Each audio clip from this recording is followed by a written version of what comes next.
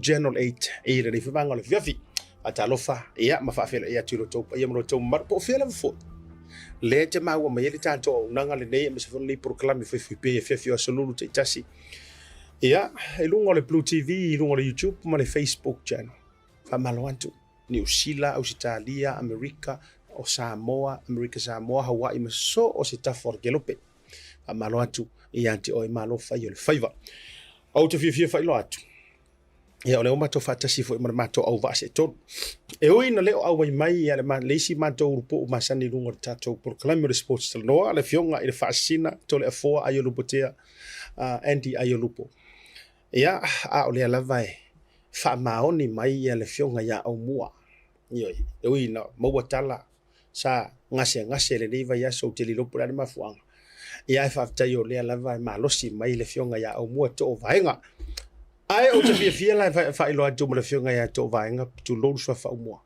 wa mo le tanto o vano ma se tasi o champion ia o toa fo imano manu le tato so ila var Manu Samoa te to fitu or ka malo fa mai ku kuangi mo or ka fa mai wo ai i Hong Kong le mele na mato malanga so ro ofisiri e ka mai ki Pesamino Mikaele Pesamino o Hong Kong i se fi fa lo mato fi lo ia male to fa ia Tuiafiso wa fa so fa ina we fo i pa io ainga ia ile fo i uso tu lo ia ona tamali anga ia le fitalinga ia Tuiafiso Mikaele Pesamino mai le fionga o vailili ia me se fo i au kila didei al talo fo fo lo vantu ia ile tatu va se toru ia fa mo mo atu lo to fa Tuiafiso ma lor fo la ne fiafi ia fa talo fo foi lo fionga Asiata ne vaenga le fiafi leo pole le tatu proclame fa talo fo foi pa ia malu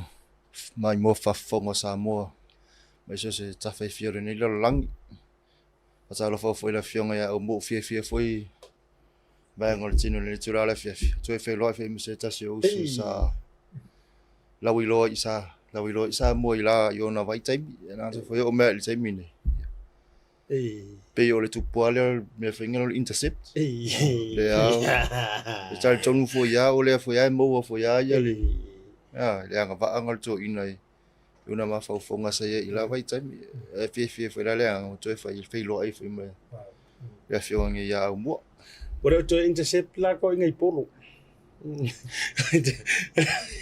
fatalo ya tu Asiata e voi fatu limon fa fila koile fa fota po Samoa ye so tu fiol nela langi ya me se foi o Samoa lo pe non ta po ya pa pe tu no se ya me se foi ya na fiol le wa ta tu fila foi male taringa ya Tuiafiso ya pole su foi ya Pesamino sa lo voi po ta tu ya o tamani sao esto ka mo vai vami polo vai vami pero polo mo solo vai ko yo se ang fifia le Asiata le wa mo fonde ya no tanto te ma futai male usone ya Pesamino vai no pa yamba suafa ya a ole wa mo lu mo tanto po kala me ya fifia no le a futai ai fa mo ia fa sidi Ola me utula i lisio so pole o manga e ma i lava yaso a ole va lo ko foi me o ma ia Carlos sia eu ka tif ka ko pole ka fa ko le ki o ya e fa si ya e fa no la so fa no lava sole neva de ko pole e ma o po mo se kala leu te ilo le lei ora le wa sa mai o ia le se fa se ka ka dia ku ela ofisiri ka ku mai se fa ia o le tali o lo opisi le tamai tu langa fa misinonga iyo e ke sira o fa kalanga o la ka u mama o mai si ka fa sole o le so fa sa longo le kio sa mo pe ya tu le mele o le felo fa longo tala solo ma le tele e fu o le ngasu ma le meole mea le ata to o le meole ai o le te tau fa ya tu la utala o vai tu le sunga ya tu lo wa tu ya fiso le sunga Mikaele Pesamino o vai ko pe ke ilo vai wele le ya to o ngi io nga wa fa lo fa kalo fa le piki pi ki kaude o se vaenga vo ese mai de cross passing ar ka ma pi ti o vai ku pi le se ku pe kari pesa mingo ro ku vesiri ia le yo le fie le nga yo to e filo ile fio ya Aumua ke mangkuanga le vai ke mi sama ka alfa ka se me fio ya Aumua ke ana se fio ya Aumua le aula ka ko ai pio aula le Pacificezy Papers pesa ora fo Aumua so le ka long finga fo ko fe ko filo e filo le ya Toleafoa NDA yo wa mo ke mi mo ke ka alfa ka chole sa ko fe me ma ko le pusi mas yang fela mas ora ke mi la ko ai le fio ya Aumua sui falling of ngare poi se me wo popole fa popole ngale ma fo di vai ke me nga ale wo usa ngo ko fe yo e o singa popole le pe wo ko ilalo le course full ko me lo ye fa kinga me nga kalo si ya ile ile ongisi me power me yo le ainga le yo me nga popole ke minga le ko ngi ja support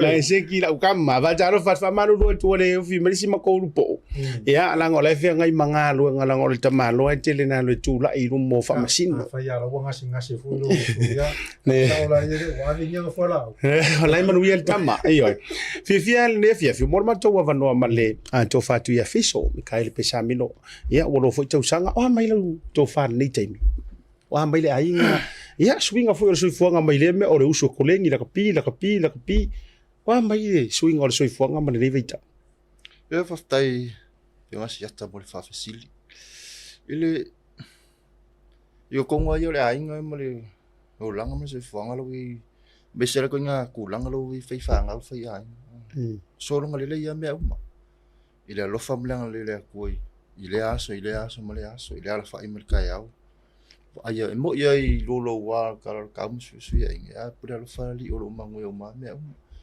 tina kamaiki fanga ya ko foi leo o swing foi lo langa lo ia pe bele sa ia momo ala for kayao se vai la kapi malai se vai la kapi malai ia ma travel ya ma travel fer wa isu de caro ya ku mai la ngi vai ke mi wo ye mo fuma mo ko ngi yo le sabe cara finga le so ale finga ale usually le sa fa il pasta poli ingo full pasta bele wala fa kaya se pereka que hable amieri ale fa kaya amor fam ora wingo lo so no kapo ka mama fa ku me we iro me sei mo se pelo Elias se ngavinga le ala ngole ke mi sei mo sa mor ke mi malulu mo fa le lima I kulai malulu ya me le wi e usually lima va ver sau ya ai wo foi la pe tu inga tina foi le tamiti e taunga tale fa ngolo na so ifuanga ma me na wai ma me se for fa na no me or ko inga ole sudu ya le vere her wo 24/7 ne me yo la ke ole fa figi vinga le mama la ma ko yo la ai be se for ko ka so ifuanga le e fengo fe ma pe ingo fu mam la mo maia ya ko ai Aumua ola ofisiri wa ruke wa piki akamalu eluelo hudu de tatu amatanga fa tarofa ole ale me mafua inga kele inga fai o to tamari tala lea ya ole tinao tamaiti wana ngale fu sa ngoi ko fa ku ya fiso ai instead of fa pe ya si to olua masia mafana ai pe kele inga ole aso ba o foi dise masenga fer karalea e quero wa kala fe mai ole si senga e vole o pe ya lu ma fo dia na tamata ya na tina ai kele o ma fo kamai le ai ole yo le tali le fesili kali le fesili yo le fesili yo fa pe atu ya le usa no ya pesame yo tina yo ai fa aro wala utala ala ai sai finga kainga fa pe mai lo ba do ki fisi ki ilo wa o ngo mo le vanga fa ko ruang e ka alu wale o le la te fisi le ai sai finga taina acknowledge fa pe ya o manuia ma o ma si to lo ma si ma fa na pisi kala ya ai pe a o le mele fa mai la ya o manuia ia le tina o tamaiti ma foi no alo ka kinga Leo kau kinga tono lai mene ka ui. O tulanga li wa fa ko fa ya. Ye. Por fifinga mra fa ko langa ali kan ngomai. Lai si o to alua, o le upulo ke fakua, o si o to alua. A fa longo mai la si o to. O le fa ka kinga. Ole ama to malolonga foi mai ta to result to karong e foi nga bebesi ri ama ka. Aya lo ko le so. Le or ko ingo sianga hani. Oh. Ta to malolonga.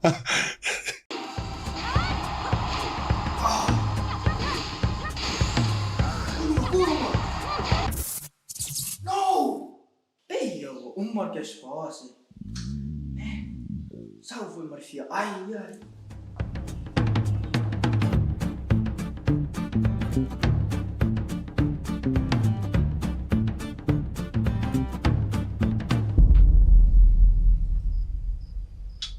Ei, mas é minha. Ai, sim.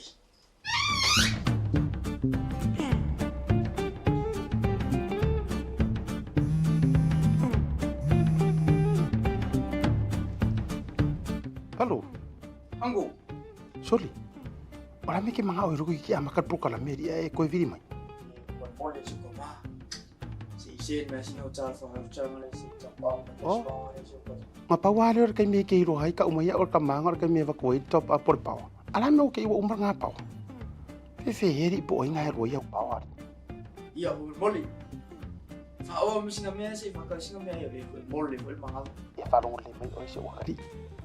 Elingi me fa ova por me ro lo ko o va yung ioi ale la top up ko la kilo fai mai or me fai online va be ro fa le la ko pe ko nguri am kar po kala me ma ero ka u mai ka ko next to nga u fa pa u ma ko mala ko maka mai fa ngai la nga le Pacific 40 mal talo fa va wai do ya wolle okay ya lenga wa fa ro mai ya fa la ya la ngale la fa ku so maka mai show de fa la ko fa la do ya ma fa la ke le fa ngole o nga Pacific 40 mal la ku ka fa va 6 tairo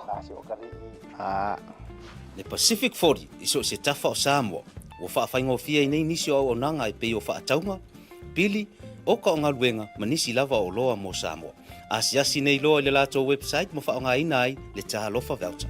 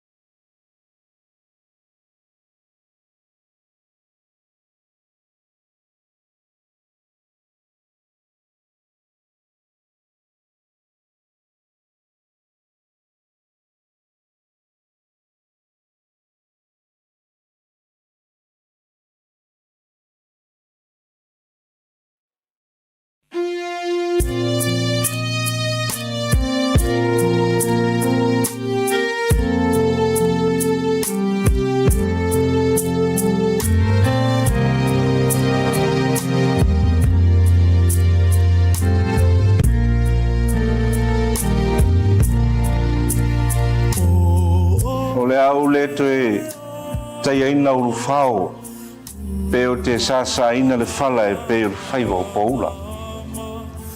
O te le toe au whanga ina fo i le ni uloa pe o te toe paupauina whaatupe ua muli o Toleafoa malona whalalapi. Au wau sa Samoa, mai lava i le mata whanua se ia pa ia siu whanua. Po le tolo na fau sele ai le la. Se ia pa ia le pito whanua o le vai na sali. A wau maea o na papae o na tupua ma o na papa whaasau, tu lo via Samoa.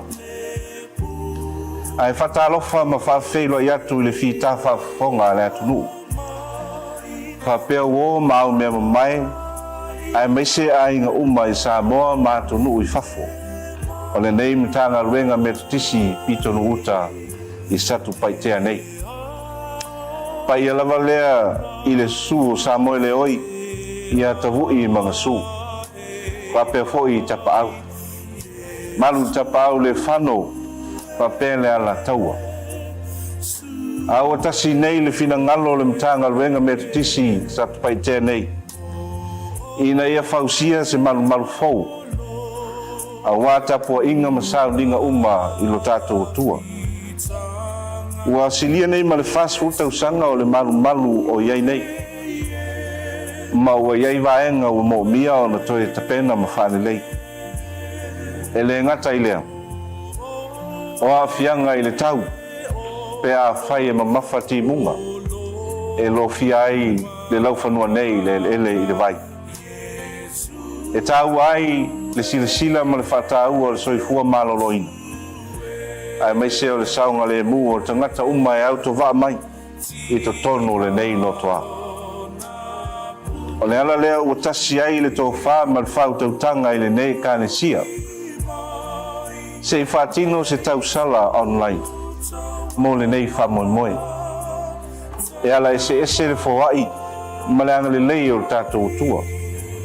O saunia foi ala tele vave whateko no losi i nei o le pō. E sa ili ai ma whatino ai le ngā ruenga. E so tau au ma le lango whatasi o lana whanau. Mo so se wha moe moe o le au ma le tala le o tātou tua. Ai mātou te whatai fo lau ma whaololo ma au. Nei o ia lo whalita ma lo tau apisa. Whainga tā o le maa e le tau la e ia. Mātou te tūtū pito vao ma mātou tā lia lupe o mau i sau whina ngalo fuati eifo. Ma sau tō wha le atua. Wa amo tau ato ma samo i le ala. Nga so wa au ma fola, ma so ma au e ala i se selengi. Mātou te talia lava ma le nganga whaftai tele. A wao upo ale tusi. Sili le manuia o lefo wa, nailo le na te talia. Tātou talo sia ia, i tātou osi taulanga whatasi, e ala i lo o tau a awha wai. Whatasi masa mātou ngā luenga whatau wa. A wāle wha moe moe, mo le whi au matala leia le atua. Ia soi fua mai ima bia.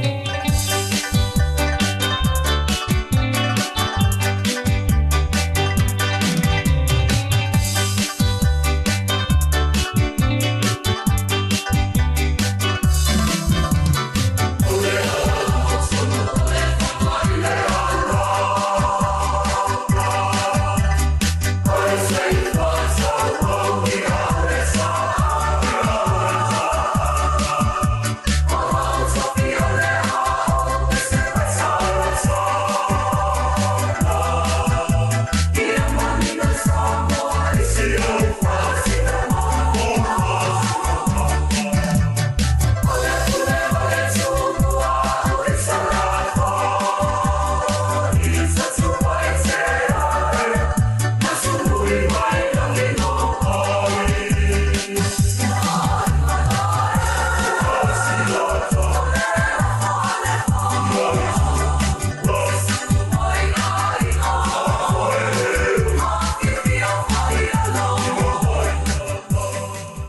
Fia Pacificezy whaelo atu lana whaapitoa mo le society na male masira atoa me. E whase fun whaelonga tupeta I lua se lau talau saunia mo ana paanga. E lua se fun whaelonga mo Samoa, lua se fun whaelonga mo tātou I New Zealand. E se ina whaelonga se fulu I aso whareino wa yaso re tasi. E afu atu nas whareile se fulu o me. Mana tua o lo whaawau fo I le whaapitoa e nao le 5 tala tongi pia e whaonga I le Pacificezy mobile app. O lo avano fo I le direct transfer ti posi mai e lau tupe I le tātou account ma whaatino I lungo le telefoni la whaino au tupe whamamoli. Ai ngā whaapitoa. Awani ngalo si lia ma le fitu se fulu a tātou la lau whaasopoli ai New Zealand. O lo avano fo I a tātou ofisa I o Tara o Tāhuhu ma mangele. Mo nisha whaamtalanga wala au le telefoni o Valuselau o Tasiono no Bea Siasi I le apia fōringa Pacificezy o lunga lo penga tawhailangi www.pacificezy.com. Pacificezy o lau paanga mo tupe whamamoli Samoa.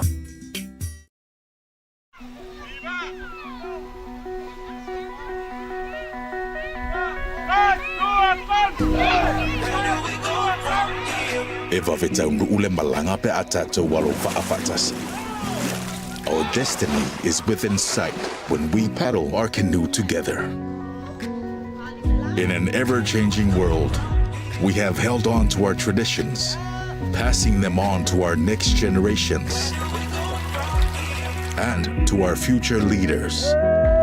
It's our inherent nature to serve that defines us. The pride in our culture that unites us. It is etched deep into our DNA. We stay connected to our roots and to each other, even when we are oceans apart. Where do we go from here? Only the future knows, but we'll be there. Journey together with Digicel. Te whatatu whatu te taliu moi o le tātou sports salon ni vanga o le whiawhi. Ia, mara talenga Tuiafiso Mikaele Pesamino. Ia, ai me se fo o le whionga ia Aumua to o vaenga mana tuami fo o le uwhawhia ngai le ori isa wa sawa ia. O le generation duatu. Ia, ma le generation le I luma mai nei. Ia, wale fuwa ili si generation le wa ia le nao. Ai, o le tatu atu mumua. Ili ungo ta alonga ona tele ana I vaenga tatifia whaasoa I male to fatu Tuiafiso I tūlanga fo isa ia ile tau mawhaima matati a fo ina ia ausia. Miso tatu te to fitu. Ai o le tātou atu mua lava le nei Tuiafiso Samoa pe whapenga miss out ia te oe ia nisi o tātou results ma ta'alonga sa tātou mai ele tātou supalakapi. I le ta'alonga mua le vāo le Aumua losi lava le nei a le hurricane mai la loi le lau mua I Wellington. Ia masi tātou Aumua losi fo I o lo tau mawhai nei le mona Pacifica. Tolu sumarlua ia hurricanes manamalo lu sumarfane mona Pacifica. Talonga na so oiles Valley Valley Rebels male Chiefs man nei le talonga le manumalo le Chiefs lu sumare no ile lu sumare tolu le Rebels. Talonga na fatulonga bele sto na I ta alo ile drua mai si ta to usoa malo mai fiti manumalo le druas ile red lu sumare valu sumariva. Brumbies manumalo vo ile Crusaders tolu sumare tasi lu sumare fa. Blues la talonga manta ina male Highlanders manumalo le Blues fast for marfitu ele se furu mare tolu le Highlanders taulunga talonga le Force male Waratahs manumalo le Force lua sumarfitu ele fitu ale Waratahs ai kako kile yo ku le standings lo ta otoma ya mare fatu lunga ina ole asa lua mai tau amata tusia tamalo lunga programe Aumua lau amata tu le talonga le highlightanga na talonga Brumbies Tuiafiso o se kausanga mo kaukia ngei kau whainga ale Crusaders. Ke lo foi te sila fia e ka uro le Crusaders e pe malo ai le ka aro. E ale pu wa tūlanga mai wa lalo le tau whainga. Ola sa oi ma tau ma sa mai more observation for le la se tūlanga tau wha ale tonu wa tau whainga Crusaders. Malo, whaftai mai whafsili asiaka ni vaenga le fiafi. Kung o kiri maka ka longa le Brumbies male Crusaders I le skonga onga sa pesi fo I fufanga fale ainga ai I lau mai ka waku le our Crusaders ngi kausa yeah ai ka fo I le au le Super Rugby le wai Super Pacific le ko ye mas au ko fa kamal e o fo ai au ia me Australia wa pe yo kausa ngo mavaya e se asa ka vai Australia o mai ilu pe mai fo o fai no au ia ngi sila au ngi sila A pese kausanga winga ese au ia Australia. Le wa ye wa lo fo ia Australia le ko inga alu ko inga run. Fai ka alunga im fai nga la ko fa ko ila lo inga au ia New Zealand. Ai mesel au le cruiser wa sa ala sa ngo. E ka o cruiser le e o mai au malo. E o mai au malo. La foi la wa ka penga i foi la au le ko nga ka penga em fai nga la ko fa ko ila lo inga au ia New Zealand. Ia mal au le cruiser. Ia ole ilo ai la cruises wa kele ola ko players finale experience sa peo lo wo so lo wo finale la wo i la con kala ke lo sangi la con kala ke fa forma ale wo mo le ava mo le sa wa li le sa ke nga bench le sa ke nga le ka al lo mo le mo mai ka al ai mai foi fa ali la ko mai le la ko fa on me fera sa ia cruises ia kau sang mbaya ko pe nga o players ko wa ia la ko experience ya sa faka alu ela ke lo anga lo ke va ai venga le mole nga ilumo ia ko venga ia mix fa kasia la maku mo la ko wa ile ke umma la maku ala mo experience la ko wa ve ia mfainga mai ko ngwe e fai ka alonga fa finga ka alo ko ainga ma continue ya ka alo le sa ka alo ia na ori maku ia ke lango le si vai penga cruiseras roi ele o mo le se la ko first 5 pe or ku lang ngalu ese lo ia mo pero ku lang sa mawala lo ia kang penga cruiseras se la ko mer se fu ile mo ia ngai kam ke sa ka alo mo desa ye vai ke mo ngam la wali ia ma ko ai ele ilavang la ko game time finale e ka alu fa kasi ai pe mo ke me ko pe ka full los full mi ke ka alu e pero vai ke mi nga alu mo unga o tenio kat mi ke mi nga finga ka alu mo el experience mo el ko mai fa yung fucking a mese nga ka alu nga ya ngale fenka mese au ya fenka mai Australia ma au ngi sil malo fa tai finga Aumua ia moni le la vole tulanga le so no ia Pesamino pe ia tene tapo faso ia mali ile ulanga la mole le misi le usero so le numero su ia le ngatena ia o foi so se karonga la vapo so se ile ia se kuvamo ia le kai mi foi ia kula me foi nisi au ia peka ole ese foi de mali ole benenga koi malo muli le prampisa ole sala le ngakiki ile over ai mo kula idea ale nga koi fa sala la folipe no ti try ele nga malo lo ile e kuseres o ia le promise o nga le fa pe o fo le loka por ori ko la ka vai ko le kwa nga le ka o wa le ka filosofia lunga ia koi fa sala lo ngane ile kuseres ma koi rit kala fo mal le kiki le la kiki muli le sala ne koi malo ile le promise ia ao kuranga na wana toia ia mo le fo ia se o foi le turanga to mo ne o le ala le mafuanga ma le ala si vaanga le o le ale tulanga ile Tulafoa le mele o le wa o ia kia o ka ngi fu ia o la po tuala fa pe o ko o sanga ngo foi polo ia al mele que vai ko la contest foi le fa pe o ko fai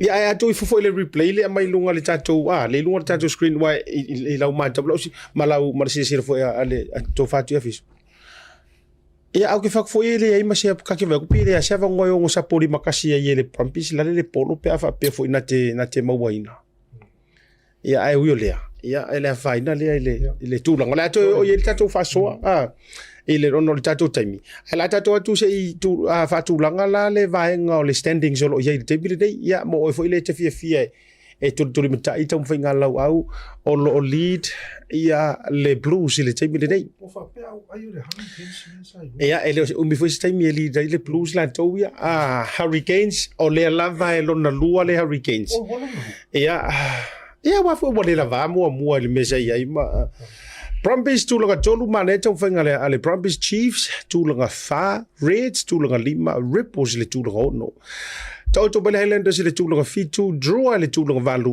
force me I mai le tūlanga iwa, ua ua tu ilalo le Crusaders, male moana Pacifica I le sefuru ma le soma le tasi, tū maupea Warriors I le sefuru ma le lua. Ia o le tautonga o le aiai ta alonga I le vai asu fou, ia po le weekend le nei walanga o le uka kua sorunu, ia ona so mai foi la ia le Chiefs o le ata alo ma le Hurricanes, ka alo fai ese oro fai au ia lua ai manu mahalo la le Hurricanes.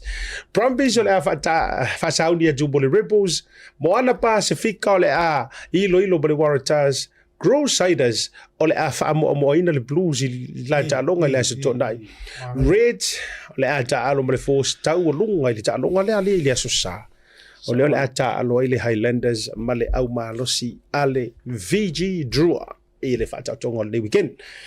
Ia tato me tu le NRL. Tuiafiso o le alau au ke kapua ia le NRL walanga o le wa teimi mua lunga tato puka. Mana le au le ke? Ile laka pili ki ana. Au ele mabafa ke sa ko pu I ise au se kas. Okay.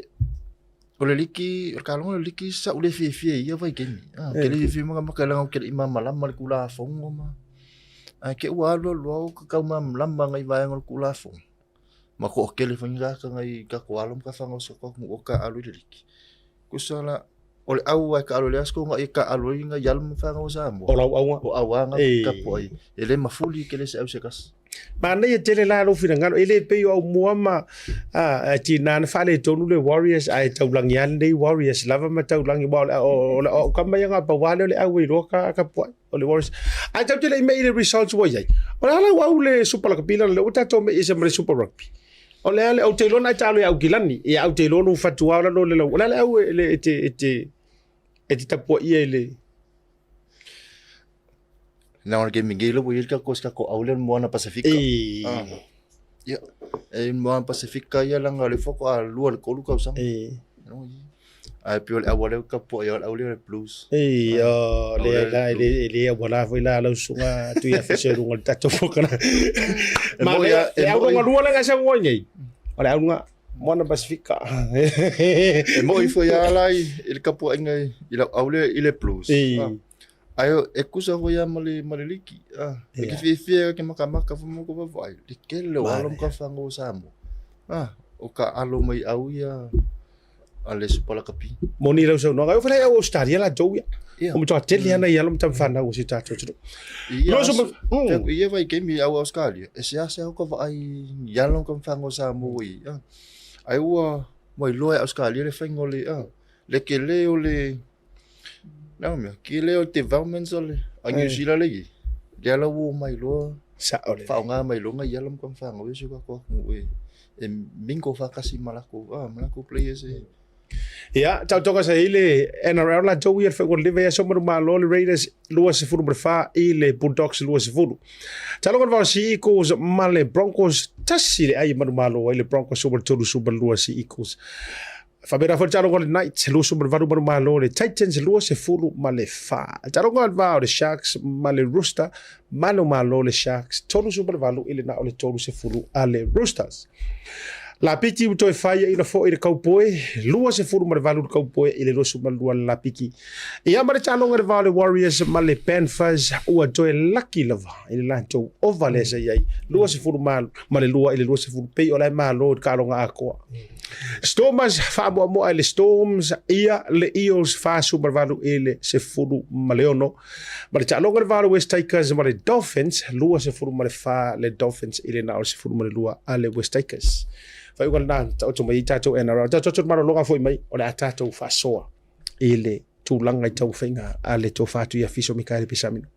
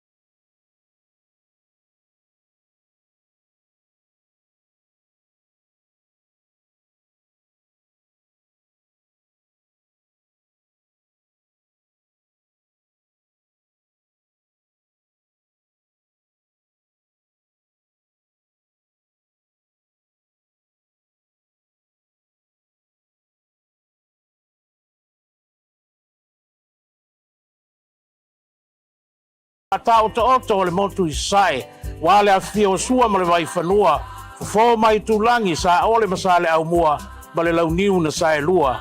Ai tainane fo I paia, o le motu sa wale a fio le tui, ma to o le whale ula. Ai tainane la au na motasi ma upu le manua tele. Ai ave ia le nei a vanoa ma tau te wha sila e tuai le ava ma le wha alo alo tele te tauai. Le wha moe o le nei nuu. O si ufanga I whale la tai ala I lana sa ili ngā tupe. I le mātou tau sala online. Mo le fia wha mai a ina o la mātou whale a o ngā whau o lo whau si ina nei. Ai le ngata I lea o le fia wha toto ngā ina wā se ano whale mo alo ma wha nau o le nei nuu. Ua le toe saunga le mu le whale a onga tuai ma le nofuanga o lo iai. Ono u swinga ma le ale o le tau. Wa whaina ngofia I le sami mamala wha le natura. O le nei wha moe o le a wha taunuina I le aso whareile, lua se fulu wha o me, lua afe lua wha, I le itulai se fulu ma le lua I le aoli, I le valu I le po. O le tangi a le pu mate, I le fia maua se soani. Ua le mafo I le mativa, Ua mātou talo sanga ina ai sa o Tuiafiso Mikaele ala I lau foai ma loa au mafola I tupu matamali tama whanau uma le a fio anga o siufanga whale la tai le paia lava leo le tolu ma le la au na fausia o le paia lava leo I le ainga taua ana ma le la tūtama whapea le mamalu I a whale la tai I so se tafo le lalolangi o loo e maua mai ai le nei whaase la launga ma tou bala watu foi ma le whaalo alo I wo mai ma sani ma paanga le nei nuu a fio mai ma tala mai a ao tātou patipatia le wha moe o le nei nuu o upu lava e whai so se Israelu o whea lava e au mawai e susu e lava le wha malama mai e sila mai I lo nuu a o la le tusi e sili le manuia o le na te foai I lo le na te talia manuia tele lo tau alo whaiva I o tau wala wina o whenga iai, wha manuia le atua I la o tau foai, sa inia e le tolu ma le lau na fausia, le perestene ma le komiti o whengai ma le ngā luenga, wha aftai.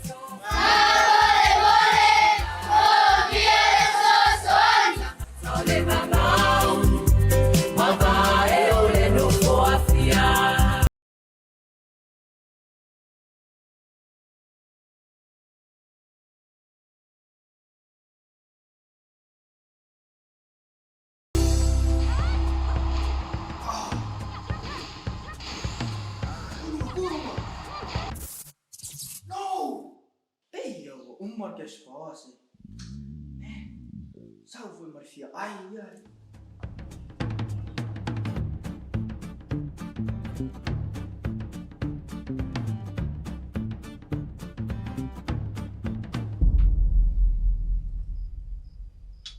Ei, mas é minha. Ai, sim.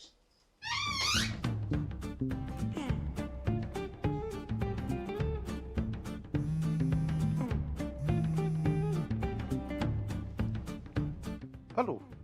Ango. Soli. Ora me ke manga o rugi ki amakat pro kala meri e ko viri mai. Pole se koma. Si mas no tal for have chama se tapa. Ma pa wale or kai me ke ro hai ka umaya or ka manga or kai me va ko top up por pau. Ala no ke wa umar nga pau. Fe heri po inga ro ya pau. Ia o moli. Fa o mi sina me se fa ka sina me ya ko moli ko manga. E fa ro le mai o se o kari. Ele ni me fa o va por me ro lo ko o va yung. Iyo, ale la top up ko la ki ro fai mai or me fai online e va ve ro fai. Le la ko pe ko munguli em kat po kala me. Ma ero ka u mai ka ko next to nga u fa pa wa uma ko mara ko maka mai. Fa ngai la unga ngale al Pacific 40. Mal talo fa ba. Wai lo. Ya boleh. Okay. Ya, lenga. Wai fa ro mai. Ya fa la ya la ngale la fai ku so maka mai show de fai la ko fa la u lo. Ya ma fa la ke le fai ngole unga ngal Pacific 40 mal la ku ka fa ba. Six. Dai lo. Ah. Le Pacific 40 iso se tafa o Samoa. O wha whaingo fia I nei nisi o nanga I pei o wha ataunga. Pili, o ka o ngā ruenga manisi lava o loa mo Samoa. Asiasi nei loa le lato website mo wha o ngā ina ai le Taleafoa voucher. E fia le Pacificezy whaelo atu lana whapitoa mo le aso sao tina male masira atoa o me. E whase pun whaelonga tupe tai lua se lau talau saunia mo ana paanga. E lua se pun whaelonga mo Samoa, lua se pun whaelonga mo tātou I New Zealand.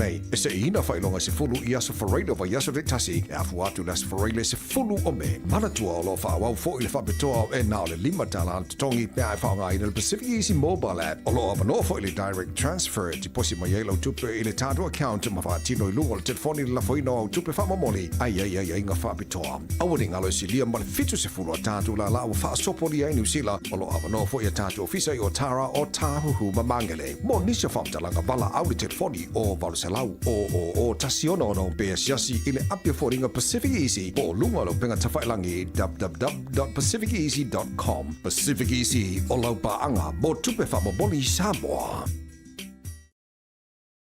Toi whatanu whātu ma whaafelo e le toi fo ima yo le proklami mano longa le nivanga o le afia filtatu sports Talanoa. Fionga ya Aumua to vaenga me se fo o le talenga Tuiafiso Mikaele Pesamino. Ai matou tele yo atu fo I se I faisi na tala ma le to Tuiafiso tu se fo yo le highlight o lana taumawhainga. O ye le tatou au le tunu o le Manu Samoa.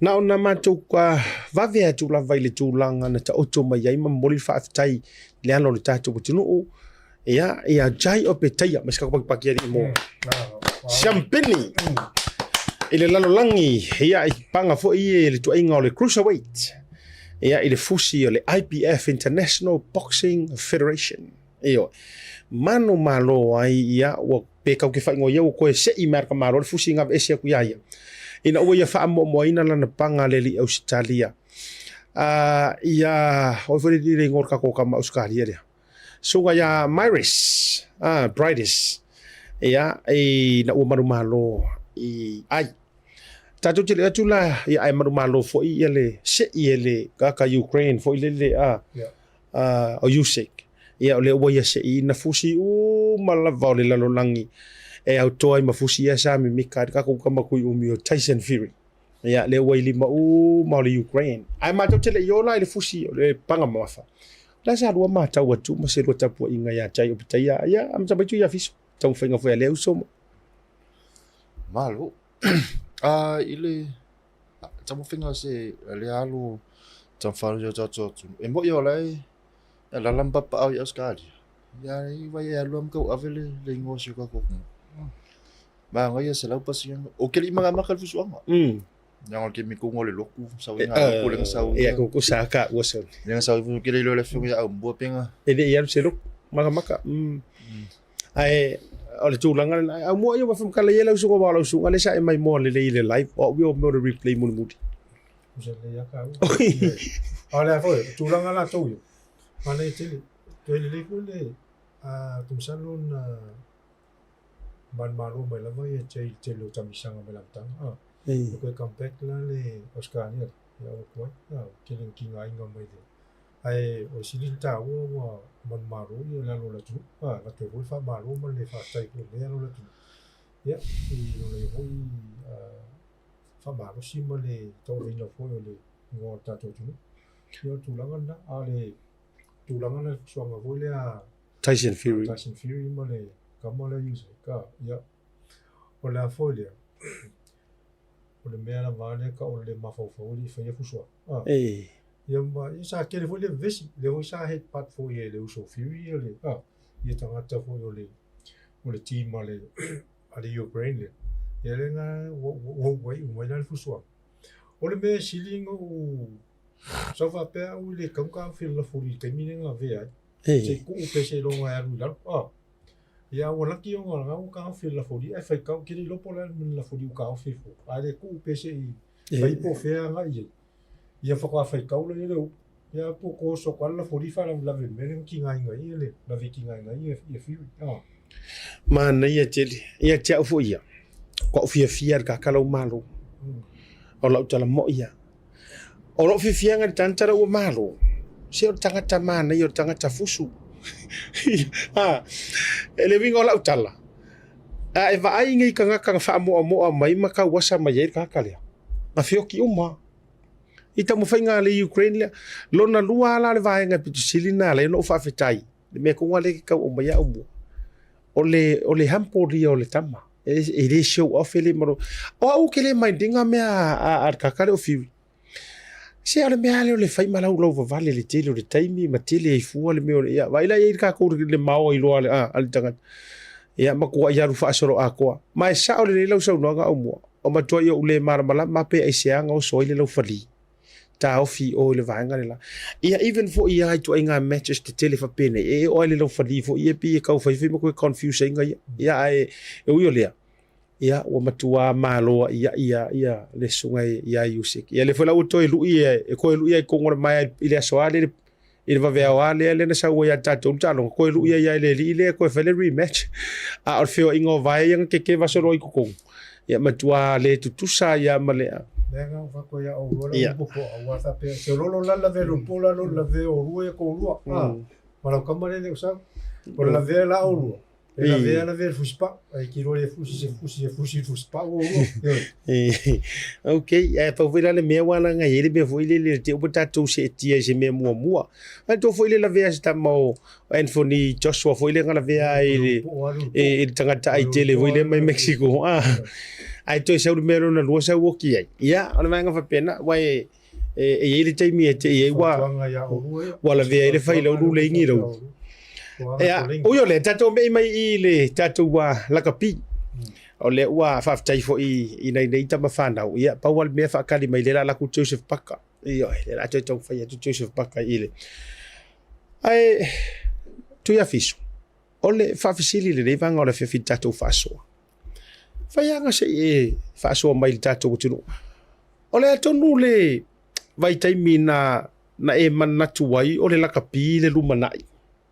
Ia pe ole afa umai au ta alonga le tulanga tautua. Walanga o te manatua tulanga o afereti a onga sa mau fo se taimi sa e trainga ta alonga fo i fa la kapi fa Australia Aussie roots. Ale wo ma enga wa e share ka longa wo makwa e superstar ai ma avela tau tu ile tu vai la tau tal no me po fere vai pano to nuanga le faile ia le tu langa lo sa valinga tu langa ta longa ye njal jo fa fta mo fa fisili il va ngala fiafi mai la vai le langa lai ki sa ye o ke fiafi ke maga makal me la kapi ai ia lu ai ke le se ma fa funga le fa pe avea ma fai ma suia sa moi ka ve inga le ngo sa moi fa nga ka makile la lang ai pe isa ka se uso sa sama onga fakas usa pe le uso nga sa foi sai sa kongelo ma fo sa fai malu ikau ya o vinga le ila foi e mero na kapi sa il fesi di vinga ai se a o ia ma fai ai o kere ma fai pe fe nga sa ngo mi ele ma kang wa usau o kalunga sa fi o kalunga le Australia Australian rules por Aussie rules yo kalunga o fi ya o kal aloi wa pe kalunga mo ia dangerous ya o kalunga sports umai ko kong pe kalunga umai o fi ko kong o le volley o le soccer yo le paskeki wa fa nga mo vai nga mo le king sai foi que misa chango fuma awe ko ma we Australia o ngoi kalunga lo ka sang ya pe ke ngom maka quality TV ai kawir ai se kasinga uso sama onga fakas ai kolu sanga va ko ya e fai rolo na swafa ya fa Pacificezy lo ai dungo langa du wa mama ke mara po isi uso le mo ke le ga go saka ko maka uma manga o fia ve uma ka ko ma Brian Lima tu lo le fionga ya mulianga ai pe lo so le ke ai ku malofo o la sprint ai malofo mo ya sprint asa ye isi o la ko sa la ko ka le so ya TV lem pero solo nga ma onga malofo alu eselo nga ye wa onga ye ni malofo o kiri ako fo nga o kiri fo nga ka onga le fifi pero walu Australia ele local sanga ka longa le Aussie rules mo ngofo ha mga makamay TV o ai may uso ya TV lem uma ka sang mo makamay ya ko ole ai Fili alu so ya te vele mi mo o we kofiku. Mai nga sa fa o Sofia ilo o se la mo finga le sa o mo besiringa. Ai se au mo fai le so le ai o kilem fa. Ya penga o ko fa o ko fo ilo sa mo ele uma ka sa o fo ya. O ko fo isa mo. Kalo try kalo kam fai pe o kim fai ala le kulanga. Ya penga la ko o fo i. O lua o ngale fifi. Ya. Yo fifi fo ya Felix. Penga esa penga e ka os ke mo.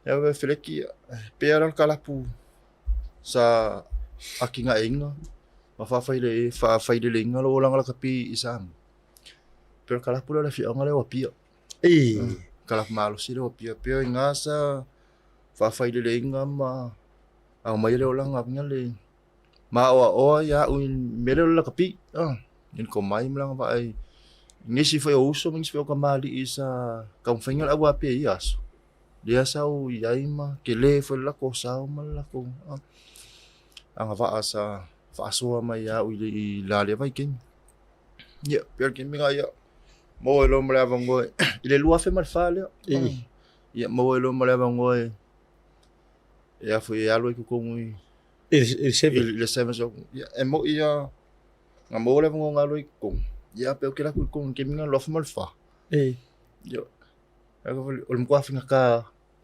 kwa ifinga ka oli le sa ilingo lo wa ngwa ke alo ko kom pero que la kui oi va le nga kai mi ke la ku lai fa que la ku vai ke mi ko ngole le training score ko 7 gaming yo que la ku ko gaming ya I break ko fule mo malo lo ko la fio nga muri anga ba yang ko kala ke nga lo la ko malo lo ko yo que la fio nga muri anga ya prai lima o teve lem ia ko kam fai pe afinga lo me fa ata que la ko vai kem yo round for no tan ola uso yo que la ku lai fa ka yang ya ma sai lo si tani da kipa pe ola uso yo lesa que la ku lai ko sa fa ka ya okay lo ya uyo ai longa mo so avon langa fenga ka que le ang esi meu wai longa foi la uso le ka longa la ya sale avea mameo que fa vai sa kam fai pe ala vai no al que minga ora fa ya onga le fio ya soi fua chon susta il vai que minga ya pe ka yang sau ya wa pale mai lo le fio nga afkasi ya fu mongo ta fu ile avea ma fa ya onga fa ko fiku lo fa malim pior que minga lenga famang ye inga ilo me ia ilo il sevens ilo ile ole ko fa ku ba mana ia le saunga Aumua isa vanga ti fisilia ia ava tala lava tau ti fa so al fa kaila le la wa mangingo wa ole sia fisilia Tuiafiso sa ia ilo mafo mai ma ho pe nga rusulima ale la fa tai ole wa ka ma wa ku ke mi fo le tau wa mafaingo se ono wala malo matula fa pena ole sila vanga ese vanga te via fa ya ole si vanga ina wa o fia tu la le tai to fitu male ile tai mi le ma tau mafainga ina u ko hinga ma ka longa ole ase la ngona fu le ti o ina wa o ise ka longa la wa lunga ya o ngai fa pe ilo wa wala le on me ale on me tau wa uia me se fo o ke longa ai longa ko suia le kulanga le la wa e si ta longa la wa lunga ya o me se fo la tau mo fainga wai i ta longa uma me se to e join ai to no te to fitu ma fa ka i rono ka longa mo to no malai malo e ka longa uma ye ya ke wai e fa ka nga al palangi treats every game as a fun so ka longa muli vinga ele se ka longa vinga le va pe o kama mo ka alo mo ka ilo le ole wa le ka longa le la fa ya mo ele se ka longa vinga le wa ke lu kon malai e ke fa ya ka le ma singi fa so ele fio nga ya muli ang ale o ki ale o ki e ke alu fa lai kon ka ole pesta e o fa ka le ki lu fa sanga alu mo lo fa e ke piting e ke fa ka le ki lu fa sanga malo fa tai tu salo ole le o te mile na to ia ole te mile ole se kofo le te mile sa fa ya o ia le ngafta le ngafta sia fu mono te mai o watasi na tu langa le o le winga po le discipline mo le tu la hora le ole se la ngona ya te mile ile every kemi nga coach le film nga fkas ako sila mai le luafe ma le lima sawa le luafe se fu o player sa le sa sawa luafe ma le lima nga luafe lus luafe full o le fa le inga ma le kamo fainga le film nga fkas i kolenginga ile culture le masangi ka uso i kongu aula kapi ya ka foi le amio pero ke mi nga foi o ngale fio nga fikas inganga ko ai le swing o le discipline ka maka nga wele nga fio nga fikas se kulu le amio male ona ko inga skailia nga sa wa ke le ko ke ka ngai ko train squad mai ia vai kemi mai ka usanga ke le ngai ako sui mala fio nga fikas e fio nga fimbo ia si kaili nga mio ka me ke fingali ilanga ia fa ukua wa ile vai ke me fio nga fikas ore mo kwa malo se le ko malo si le ko eu foi a ka ka ke fe fu al popul wa pe se lusi nga mau kama ele kalango mai ka so lam ka fe fu al popul wa vai ole mau lung le kingo le leisure ai ele mini nga upu mangkala ele mini nga e fai mai sa o ya polar ko ke le fio nga kala or ko inga fu e fai me mali e fu ya ko fai me mali e fu ko inga kala wala sa mai mo boli me mali yo la mo boli me yo le inga se e fai me mali ala ya sa we ko mo le inga ko inga ile temi o to vai temi Pesamino ia se au fole e ke fa fu ngane pe e ke fia wole ko ke final pe se au ngane te loe e te pe fone ke fa fe ia pe i temi o i te kofi wa temi nga ke le au le ele se au wole va pe eu vou ia fiki la ko wa ko kusa uma pe yo awai e to Samoa fiti ye manifila ese au sa fa fenta voli ya o ke miu i ako se mo ngai au lengi usilo ese au mo ko ile yo le e fai o le leo o skills o ki thing ya o le manga va fo ya o fa nga inga fo o po pawa aka ulong yu sila ka alu ia vai ke mi ke fo ka alo e ko fi pesa uso ke sala ko popole vinga ya ma ti aka ulong yu me o le kupulo la ka pi ya le wa ka alo nge mo ko live mo ka alo ki ko fi le yo ka alo nga le Pacifica ka alo nga le sevens ka alo ki ko fi wa me ko kia uma fa nga au le wa sa wa ya o gaming yo me ko kia ya Pacifica eu fera ile leo au ya fiki au ya ngusilo ika ke alu fa ka ko ngol malai e su fera ko ngame ko kia mfai eu ngo kapi tinga kamai mfai eu ngo mbole va ngo ka sao e sei makamai ya au ngo ka ku se me ka sika ke su au la ka ki mingo isolo ai Manu mana ya le finangalo no jajo taimi o te fisilia le tulanga le a Tuiafiso watele yo issue o kupur kai minge ile va players mfayao ele tau ke ronga ke sira fire le al vaenga le ai wa mafuno o fa fisili langa o fiu ko kausu esu ko vai kaimi mai si vai kaimi ro mai o to matu atu ese ele ima waile mele o le wa ha complain fala wa ikele mai kama ka alo foi le faari ro la ko wa e o fa la meio ko le no mafuno o fa tu ele na mare la ina tam fa fa nga muri anga o lo yai e o ia tu langa o to mai le sevens fo ia ai o lo manino valto te le au la vivea manisi Ai o lau whawhisili le kou vai kai. E se kai mi and on sa lau whawhisili. E se taimi fo i le kou ke ngofu kou whapea ai. Hiu pela kau o wafo i whaingar whaia o ngai a mākou.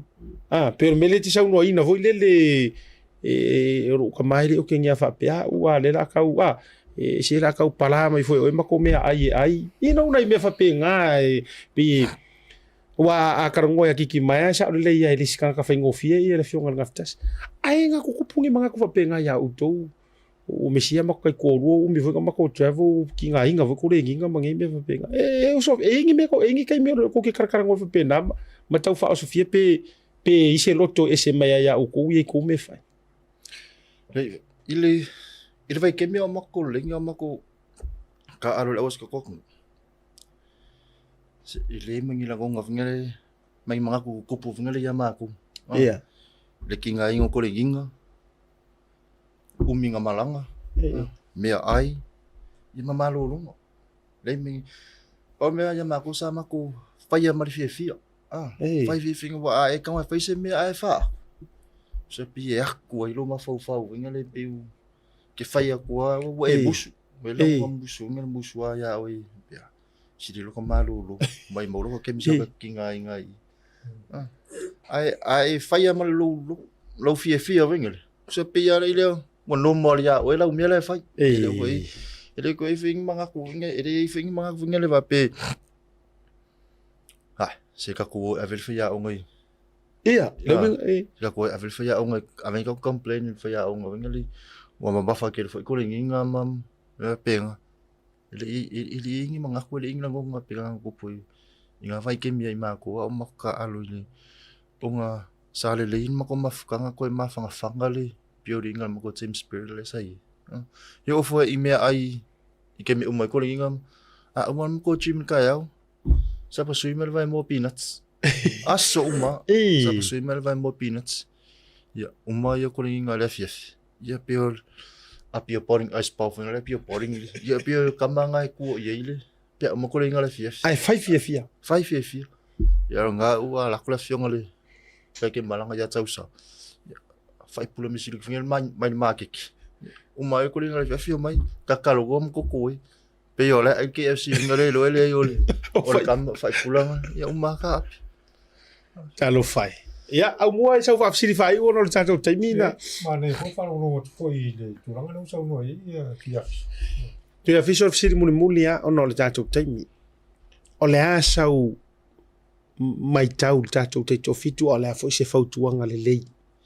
I ano matam whanau ele misi mai mo mai ia le tātou au e ofo le sisunga le whaiaunga. Le umawolo vanoa. A vatu fo i sau fautuanga. E anoa le nganga i siampingi. Elenga kan ko siampur ko vai kai misa siampingi le IRP. Al to vai taimi fo ina tatou to siampingi e fiku Hong Kong. Lenga kama ia iro inga maka ko Hong Kong e ko o le ase fautuanga le lei te avea ma fa malo si au tatou au a o anga atu ile Olimpika. Ia a me se fo e fotua ia le uso wai moni le fo ia la iti le uso lo ia. Ia faukua ku kama makuai e kama o io ia na tau no fo ile se fa popore fionga ya Aumua. De paua me ma moli fa malo le fionga le ya moli anga tele prindi ma ata foi le pulenga uso malum fa tamfa na wasamo tawa venol tatu au te to fitu ingo se tatu atunu le nei mai tau i la uya maka i ma la uya lo i la ko au ngi vai kim mo ya la ki ko komik ai la uya le anga va Ola ile experience ni ka make ai pawalo lango ako sila man kung ngaingil ko is ya kami ki mai ile ongol mafuang ola vea malfa mang oliele kan ngoisis olele le kan ngomasis ole fa ka finga fa kwai finga onga recover ma ma ko pure up ya le meresa il ka ko au ya vai kim ya malis bea ka ko kan ingi fika ko yo kere mai lo ile game planner sungal faya wala pulenga para game planner ro fa ngai ya maka imo ile e mai ile mo fo weke ka ugol pex u play make ka ma ile Kako au. Meri anga yin kako hitman finga le ma unga fanga fiera ile nga moa I kako awala I kauke play wa ile linga break le linga ma wa kemi I kakalo o mai kwa pale le kako le attack pale le kako le attack ar kemi turn available nga ko vai lo ngau wa makan ko lu ka se ngalu wale la vale king o ngale attack kemi no ki fingi wale la vale king o ngale wa fa ko anga inga ko hitman nga mo fe pelim mai le o se ko ngi era le polo la o mor kemi ke manga vai mor kemi ke ko mai o lo malo si pa ver ko ngai se ko a vor fa vai ele I fausia lo mas so ekas fia mafia ka usanga maso fa wailu awang yo ka ko fa vai awang yo ko fa longo kinga awi ale ko ke la ve alo ko fa inga so fa pere le ko le la ko fa vai di ka ma fai pe e ele ke mi e kali mai ai le li ko kinga ko kam fenga ngai e fer ke me ko ke ko fa fi inga o ko se ka ko ma wa sai vai ke mi ngalwa lua le ko em se sin ko fi le ko fiku sa ole ongol ke vinga le spoon inga wo ko sui lo fa lima len ko sui to ma in kale sio ka ko ave mo le ko nguri ko fiku ke langal kulang vinga le au ko ave o kulka ko ska ko au il comum ko fa fi fa o pole foi fam kalanga ma akam e fanga kale meu já foi o era filme ya mali ya Aumua o e como foi com o malai ele se me fanga o fi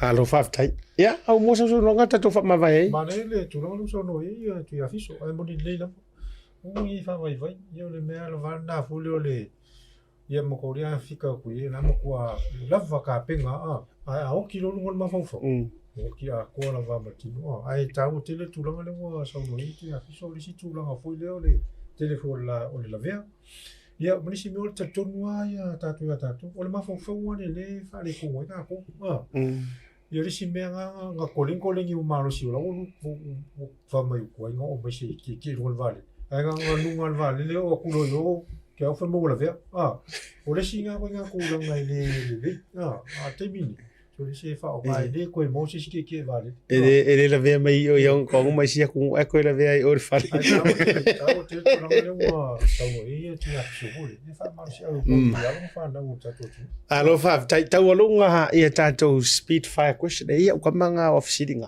kama va fo ie ia e fai mai so fina ngalo po le atu po le so si ampingi a sa we e a foi e lungo po kara merenge e fai wai la ofisini foi lele po na ia ko va venga di mala e di manga ia ofisini ngai so ia ke kalia mai lungo tato por kala mele ia sa uni ia la to fatu ia fiso ia la kala ko mo e va ver la kat ka me ka udi ke mi ke ma fo ke ole sirimo mo ole a se ta longa e fanga longa dal vai o il te mi wa ta lo te to fitur mon Samoa ta longa le ma New Zealand Las Vegas ole a se me tu pul ta longa na le fai te am lo ma fo ole ta longa me ole fa ka ma lo ala I Las Vegas, el caso como mo fico Las Vegas, le oka ko champing I Las Vegas. Ole asia tu no o ye vai o te to fitu ma to e fia te o ye ala fo ma fuang. O tu tonu ni New Zealand. Ka alo ni wedding gong. So pe la ke ka alo le pe pa ka sa mo le kilim le ngong wa yo. Ka ko sio ka ko ngu. O ai se tamata alo ma to e tal ta ngu so pa to mo po. Ele se kama ka alo ole fio ngale ya. Kalmal mana volume of moves. Ola se ko e fanga no ta la vai o e tono malaya e talo.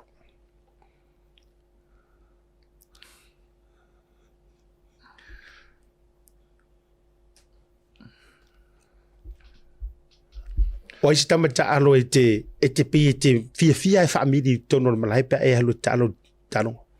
O se uso leo se Mikaele. Ai se aisi ko si Mikaele i so tano te to fitu lo. Ai whaasa ngas kua kaka umili pen koe te.